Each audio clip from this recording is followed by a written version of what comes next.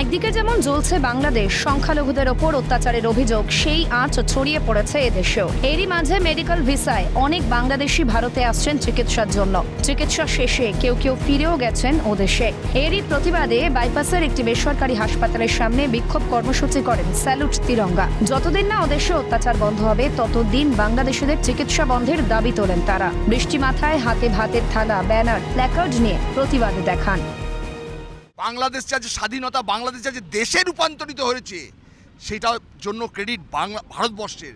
সেই ভারতকে অপমান, এই ভারতবর্ষের খাবার খেয়ে তারা চেল্লাচ্ছে, তারা আন্দোলন করছে, তারা উগ্রবাদী রূপ ধারণ করছে। এই ডাল ভাত তরকারি ভারত থেকে যাচ্ছে, ভারতের খাবে, ভারতের পড়বে, ভারতকে চোখ দেখাবে। পিঁপড়ে ছাড়পোকার দেশ। প্রতিবাদে আজ আমরা এখানে বাংলাদেশিদের ভিসা ক্যান্সেল করতে হবে এবং যে যত হসপিটালে তাদের ট্রিটমেন্ট আছে তাদের অবিলম্বে ট্রিটমেন্ট বন্ধ করতে হবে। সবারই একটা নিজের দায়িত্ব আছে, একটা মানে জনতার একটা নিজের দায়িত্ব আছে। ওই দায়িত্ব তো আমরা পূরণ করার জন্যই এখানে এসেছি। আর এটা আমাদের এটা দায়িত্ব কি আমরা আমাদের দেশকে বাঁচাই।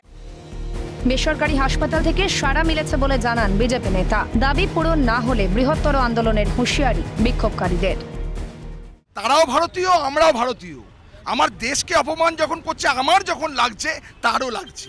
জাতীয় পতাকাটা তারও। যা ওখানে প্রতিনিধি মণ্ডল তারা ফোন করেছিল, তারা বলেছে একদিন আমরা ডিসাইড করব, তার মধ্যে ওখানে বসা হবে, আলোচনা হবে, যেটা হবে আগামী দিন দেখা যাবে।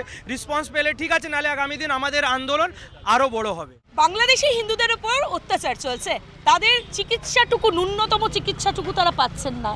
এদিকে বাংলাদেশ থেকে আসা সংখ্যালঘুরা এখানে চিকিৎসা চালাচ্ছেন, ভারতে চিকিৎসা করছেন এবং সমস্ত রকম সুযোগ সুবিধা পাচ্ছেন।